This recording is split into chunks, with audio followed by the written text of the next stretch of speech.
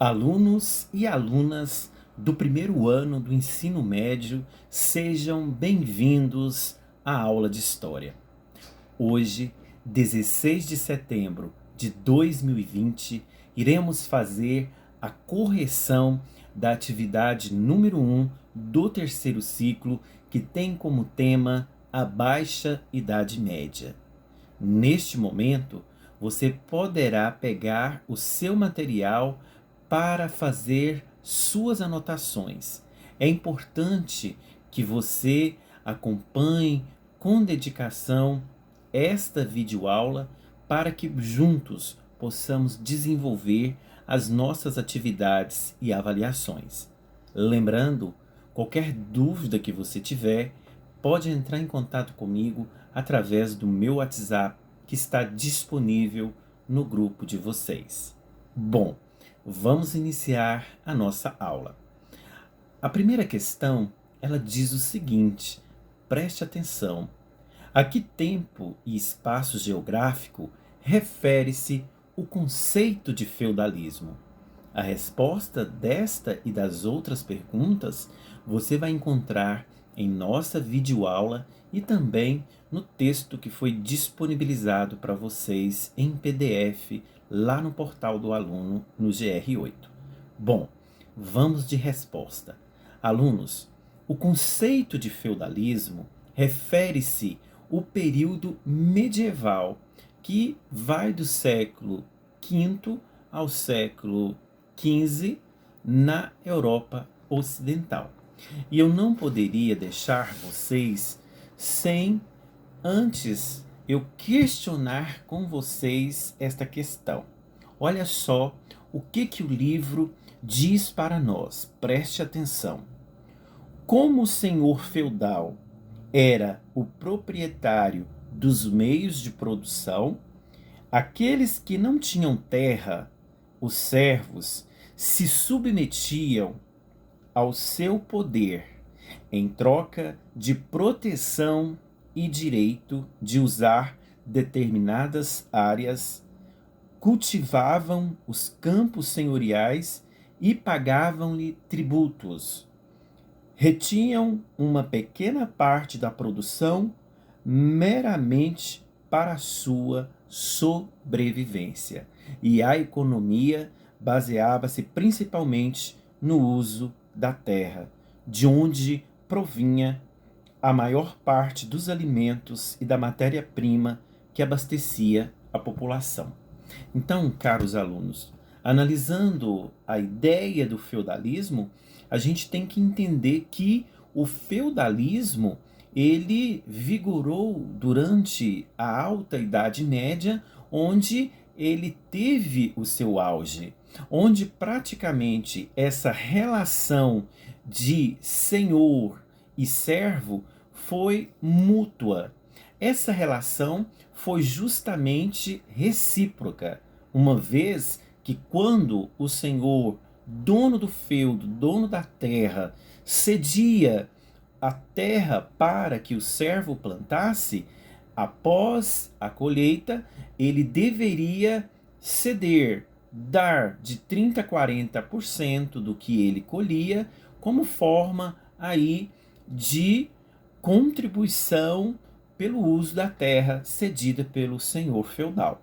Então, era basicamente uma relação de reciprocidade, correto? O feudo significa terra. E neste momento que nós estamos falando do feudalismo, a gente pode dizer que esse espaço geográfico basicamente aí é o período medieval, o período da Idade Média, onde basicamente prevaleceu a ideia aí do feudalismo, correto? Quando a gente fala de Baixa Idade Média, é o momento que o feudalismo começa a entrar em decadência. Praticamente, então, inicia aí as práticas comerciais com o surgimento aí do renascimento comercial e urbano, onde começa então a surgir as feiras livres e é onde nós vamos ter, de fato, o surgimento aí da moeda, do capitalismo, correto? Vamos então para a nossa segunda questão. Bom, o longo período medieval é dividido em duas fases, alta e baixa Idade Média. Escreva uma característica política e outra econômica que diferenciam essas duas fases. Então, nós vamos falar da Alta Idade Média e da Baixa Idade Média. Dentro de cada uma, nós vamos colocar uma característica política e uma característica econômica. Vamos então iniciar. Espero que você tenha colocado da seguinte forma. Preste atenção. Bom, a característica política da Alta Idade Média foi a descentralização do poder e, na Baixa Idade Média, houve um processo de centralização do poder real, uma vez que lá na Alta Idade Média essa descentralização do poder significa que não tinha a figura de um rei, mas sim de um senhor detentor, dono do feudo, dono da terra. Praticamente ele que comandava tudo. Aqui, na Baixa Idade Média, a gente vai ver o quê? Houve já um processo de centralização do poder real, onde vai aparecer a figura do rei para que ele possa então organizar a sociedade. É neste momento aqui, na Baixa Idade Média, que vai haver a decadência do feudalismo e onde vai precisar organizar a sociedade. Vai acontecer o êxodo rural, onde as pessoas vão sair do campo e vão para a cidade para então procurar melhores condições de vida. Esta é a característica política da Alta e Baixa Idade Média. Quando eu falo da economia, vamos analisarmos juntos. A economia da Alta Idade Média era essencialmente rural e fechada no feudo. Então, a Alta Idade Média, a economia era voltada para a produção, era voltada para a terra, certo? Era uma economia fechada, onde praticamente quem detinha poder ali era o senhor feudal que cedia aí a terra para o servo plantar e em troca receber aí, né, os benefícios da colheita. Já na Baixa Idade Média, houve aí o renascimento comercial, que foi a volta do uso das moedas e a formação das feiras livres. Então a gente percebe que, economicamente falando, a gente pode observar que a economia na Alta Idade Média era uma economia fechada, era uma economia essencialmente rural, e aqui na Alta Idade Média houve o nascimento comercial e o surgimento das feiras livres, ou seja, volta-se a utilizar o uso das moedas, correto? Vamos então para a questão número 3. A questão número 3, ela diz o seguinte, olha só, preste atenção. Cite 3 fatores que contribuíram para o enfraquecimento do Império Romano do Ocidente. Então, foi pedido para vocês aqui citar 3 fatores que contribuíram para o enfraquecimento do Império Romano do Ocidente. Bom, vamos analisar juntos. Olha só a resposta.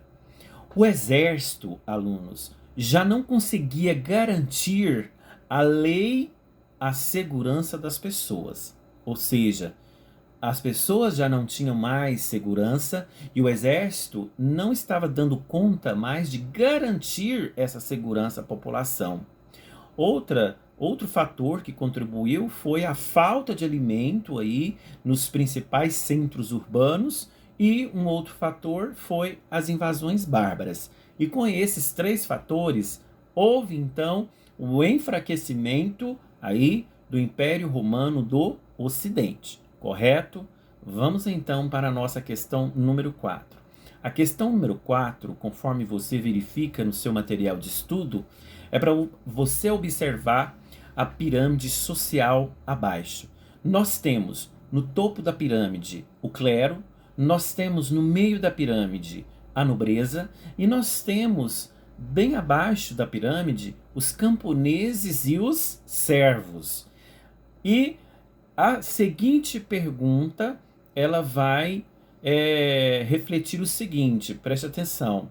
Sobre essa pirâmide social, é correto afirmar que é uma questão objetiva, você vai marcar aí a alternativa correta.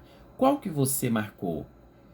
Repetindo, sobre essa pirâmide social, é correto afirmar o quê? O que você verificou nessa pirâmide?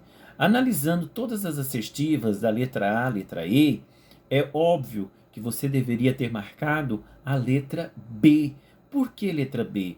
Porque a letra B ela diz o seguinte, olha só, o clero e os nobres formavam a camada mais alta da sociedade medieval. Isto é óbvio. Se você analisar na pirâmide social, o clero e a nobreza fazia parte aí da camada mais alta da sociedade medieval. Sempre quando eu falo sociedade medieval, você tem que entender que estamos tratando da sociedade na Idade Média, ok? Vamos então para a nossa quinta questão. A quinta questão ela diz o seguinte: o acordo entre as partes chamava-se contrato vassálico, raramente feito por escrito.